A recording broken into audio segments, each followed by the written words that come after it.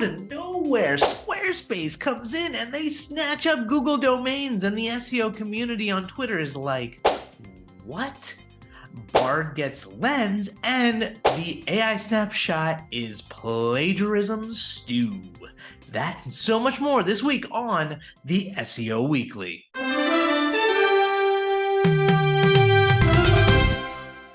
Welcome back to another episode of the SEO Weekly, where queries are weird, advice is controversial, and everything depends. I'm your host, Garrett Sussman of iPullRank, and every week I cover everything going on in the world of SEO. We're talking Google updates, blog posts, SEO Twitter, podcasts, webinars, AI, you name it, I'm on it. If you are into the stuff, please subscribe to the channel, give us a like, leave us a comment, share on the socials. I genuinely appreciate it.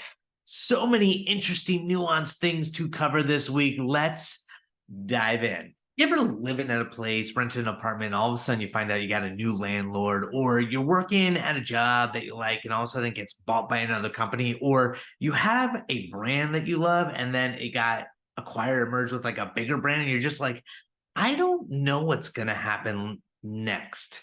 Yeah, so Google Domains, they went ahead and they sold all of their assets to Squarespace. Google Domains was pretty reliable as a hosting service. You get the domain from the registrar, it's pretty affordable, they're on top of it, it's reliable. Well, not so reliable. Now Squarespace is going to be taking over, there'll be this transfer, and it's not like Squarespace has the best reputation in the internet and website development community.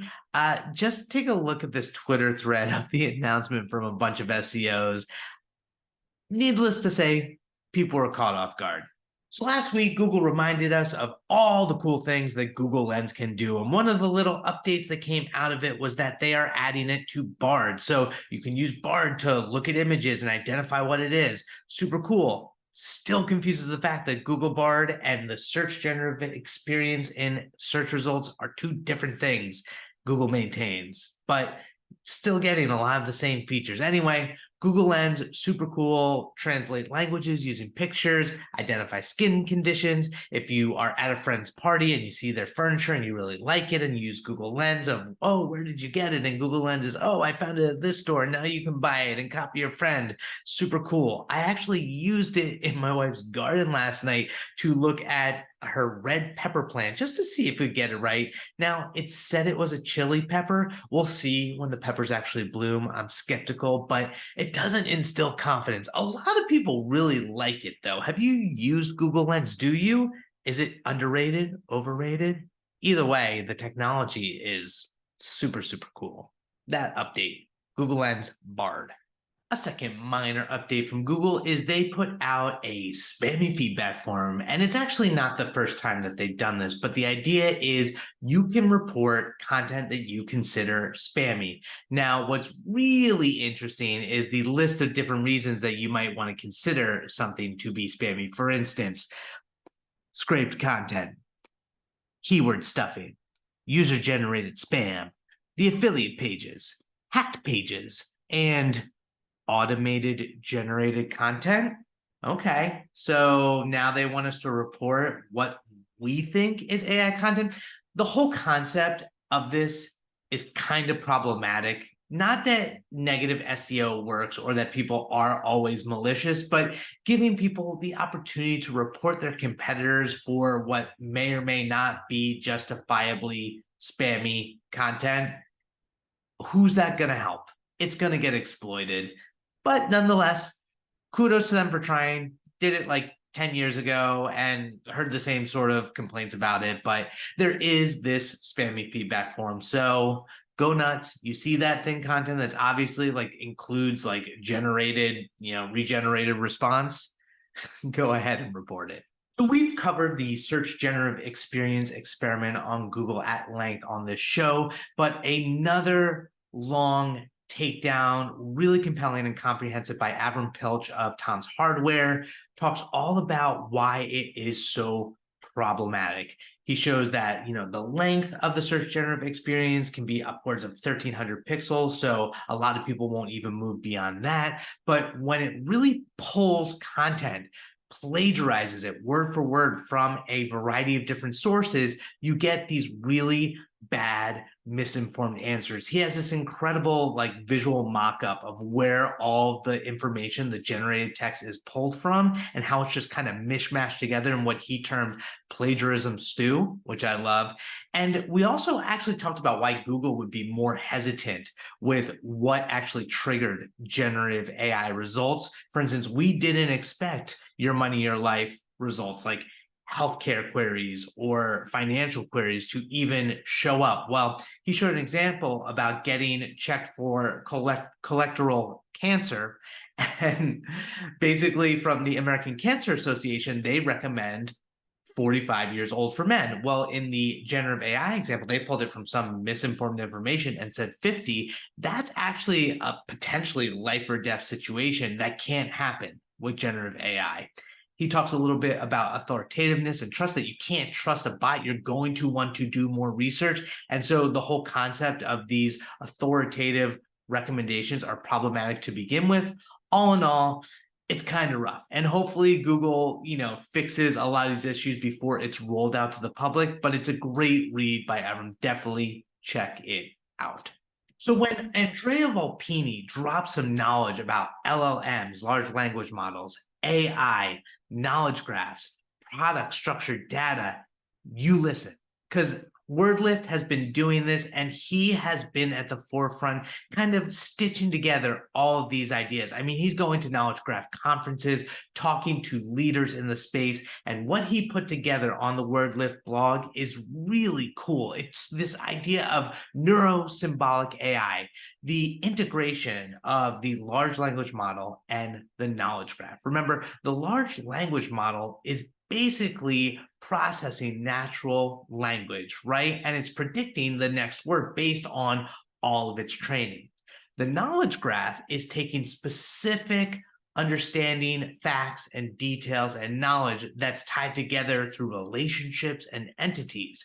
And so if you combine the two, just think about the SEO implications. I know it sounds like a lot of jargon and mumbo jumbo, but basically what WordLift can do is inject generated AI content with information trained on your own products, right? So you can imagine how that will improve your SEO if you're adding all of this content to all of your product pages with descriptions that are super relevant in the context of your own personal knowledge graph. Andrea goes into it in detail, and if you remember, he actually joined us for a webinar on iPullRank a few months back. Highly recommend you revisit it. He talks about all the pitfalls that you want to avoid when using generative AI and LLM, talking about the idea of one-shot, two-shot prompts and hallucinations and emerging, behaviors. Super cool stuff. I know it's super technical, but it's interesting, and it's ultimately going to impact the way we use LLMs for our SEO.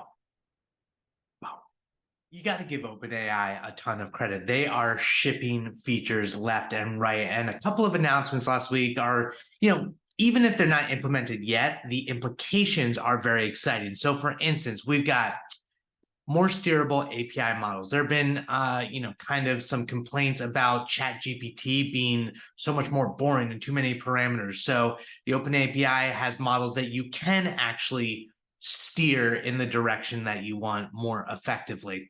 Function calling capabilities. This could be huge, using actual JavaScript functions to send to the API. So think about data manipulation. There's going to be functions upon functions.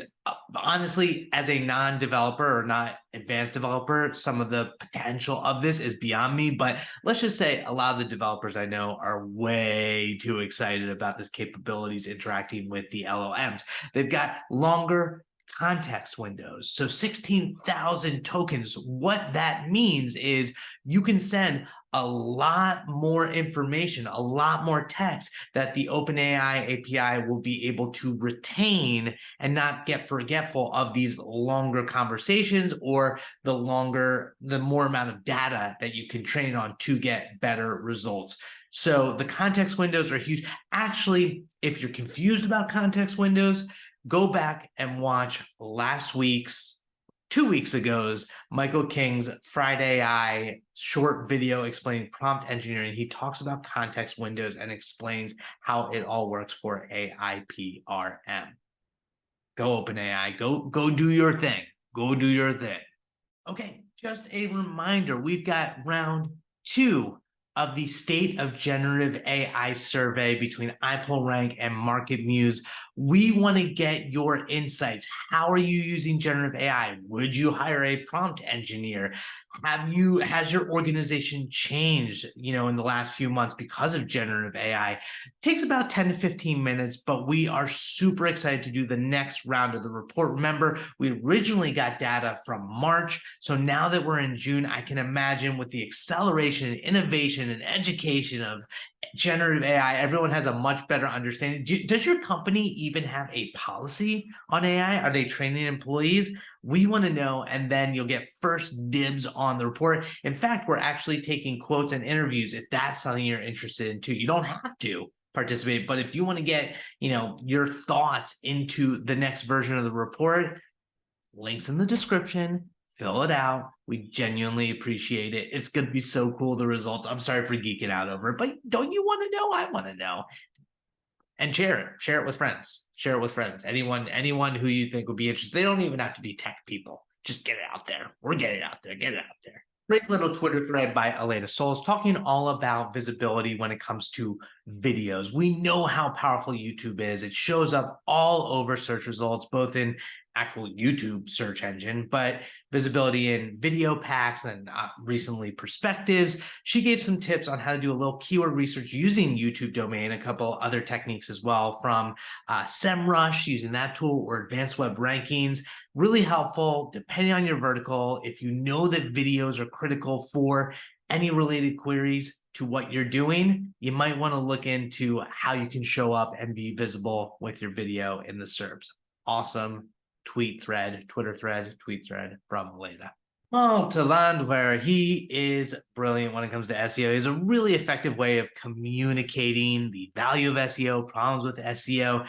Excellent follow on LinkedIn and Twitter, and he dropped a really great graphic going through the 9 dysfunctions of SEO, and I just had to share. We got to go through them one by one because they are on point. If you've ever worked in the industry, you've run into these in some capacity, and maybe it's yourself. Maybe you've grown and you've learned. But let's go through them. Throw up the graphic. We've got the hamster wheel, a focus on output over outcomes, which it's activity, no performance. The counting house, an obsession with irrelevant metrics. CTR, page speed. Yeah, who cares? The ivory tower, building SEO features without the user in mind, just because we can. The science lab, purely data-driven SEO without any vision. No, you can't fall into that trap. The feature factory, building one SEO feature after another without any validation. No, come on, small bites. The roller coaster, a new SEO strategy after every Google update. No, you have to sit and wait. We did a SEO battle zone about that with Mike. The bridge to nowhere, every SEO feature is over-engineered, happens too often. The negotiating table, trying to make everything perfect for users, and the Google bot. The throne room, hippo decisions from the head of SEO. There you go. Great graphic from Malta. Have you experienced one of these, all of these, 1, 2, 3 at the same times? If you have those symptoms, call an SEO doctor now. But great graphic, appreciate it. Local SEO, link building. The more densely populated population, the more difficult it can be. John Cooper is back with his epic guide, well, his go-to when it comes to his playbook for generating backlinks for your local business. What I really liked about this is how he uses Ahrefs. Now, Ahrefs is paid, but how he uses that to almost do lookalike competitors in different cities to look at what they're doing and how they're getting backlinks. And then he goes through a bunch of different ideas specifically in terms of, local news, local partnerships, local press, local blogs, any sort of programs or entities or organizations. But the Ahrefs, like kind of step-by-step, play-by-play, is super helpful, useful, and prescriptive. So check out that article. Well done by Mr. Cooper. Keep cranking it out, sir. You got some good quality content.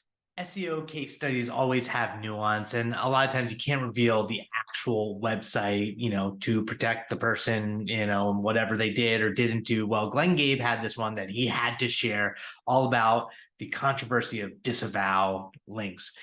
Basically, there's the ability to disavow spammy or toxic links, in theory, to help your site perform better, because you don't want like negative signals pointed in your direction. Well, Googler after Googler always say, don't mess around with the disavow file because you don't understand the unintended consequences. And most times Google can pick out the bad links.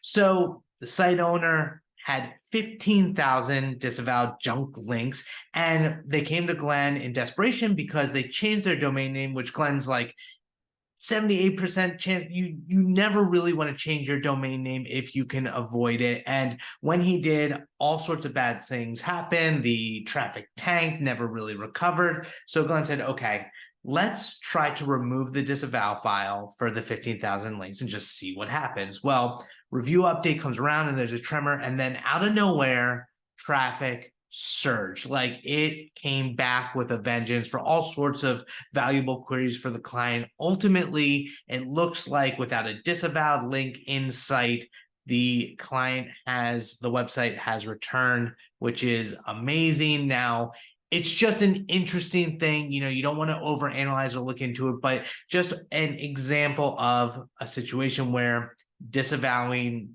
potentially hurt the website despite it doing to junky, spammy links, and removing that recovered it. Probably. It seemed big enough to attribute it to that, but ultimately, cool case study that Glenn shared. Check it out for yourself. Links in the description. So last week was episode 2 of a brand new series from the CMO of AIPRM and the founder of iPullRank, very own Mike King.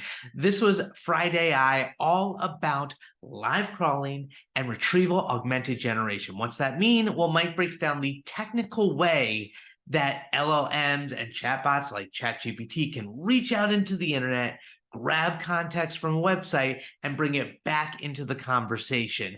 Super cool applications. In fact, let's jump over to Mike and see what his 2 cents are, how this works. Well, there's a concept called Retrieval Augmented Generation, and it's something that search engines are using for generating their content based on search results. So effectively what they're doing is when you ask a question or you perform a query, it's going to then go get a bunch of those results and then use that for pre-training the language model before it then responds. So think of it like this. You ask a question, and then it's like, okay, well, what are the top X number of results? And then it's extracting a bunch of information from that and then using that for the pre-training. And then you're creating a big context window with all of those results, and then it's giving you your response. So Google has a version of this called Retrieval Augmented Language Model Pre-Training, or REALM, and that's what powers Bard and Search Generative Experience. And then of course, ChatGPT is using their own version of that as well, that seems to be based on Bing's retrieval system. Super cool. You can check out the previous episode all about prompt engineering and in the world of AIPRM. So this is an integrated tool that works with ChatGPT with a library of thousands of pre-made prompts for marketing, SEO, productivity. In fact, I actually did a video that was 3 real-life use cases for AIPRM. So like building a content strategy from it, or, using it for actually writing a blog post, at least the draft of a blog post. Anyway, one cool feature that we've added is Teams. Teams allows you to build your prompt library. So you grab all your templated prompts and whatever private prompts that you actually create yourself and you keep stored in this library. And then you can invite your employees, BAs, friends, colleagues, you name it, to your prompt library. So everyone can consistently use the same prompts for customer support, sales, marketing, business administration, you name it. Super cool. Check out AIPRM. It's a Chrome extension that's free that you can install and then use within ChatGPT. Really cool new feature from SEMrush for the keyword manager. So Topic clusters, keyword clusters, all the rage. Obviously, we talk about this a lot at iPullRank on the SEO Weekly in the context of, semantically related topical authority, a lot of jargon, blah, blah, blah, basically making sure that you have all sorts of relevant keywords for a topic you're trying to cover. And they make it that much easier to visualize and track in SEMrush with their mind map. So you put your keyword cluster in there, or you create a new one, and then you see this really cool visual of what the keyword cluster looks like, and then track it by keyword clusters. You can look at competitors. So it's a great way to kind of monitor your SEO performance, get ideas, make sure everything is in the relevant topic. So it's very much an organizational tool for SEO performance. Great work by SEMrush, and it's beautiful. It's a beautiful looking feature. Meanwhile, on Rankable, I was joined by the one and only Adriana Stein. We talked all about the intersection between UX and SEO, her thoughts on things like pop-ups and interstitials and user experience. It was funny because it was all, interviewed in the context of the page experience update, basically that switching from like a system to a set of signals. I found out that Adriana is a big fan of dinosaurs, which took me back to the time that I saw Jurassic Park in the movies. And it still stands up. Super cool, still stands up, the original. It was based on a book. That was one of my favorites back in the day too, Michael Crichton. Enough of that.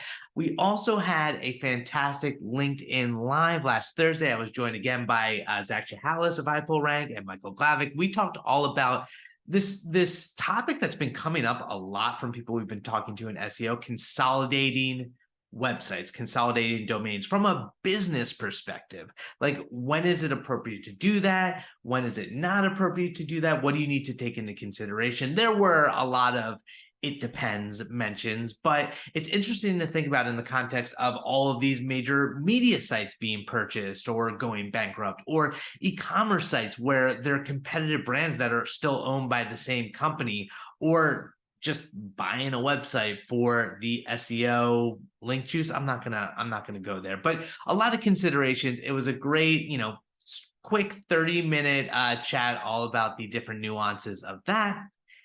And that's it. Another episode of the SEO Weekly in the books. Thank you so much for watching. I genuinely appreciate it. If you enjoyed this, please subscribe to the channel, give us a like, leave us a comment, share on the socials. I really do appreciate it. My name is Garrett Sussman of iPullRank. We will catch you next week. How's this new Tuesday time working for you? Are you liking Tuesday? Should we go back to Monday? Go back to Friday? I always want to try and keep up with all the things. Otherwise, you have a great week. We'll catch you next time. Bye-bye.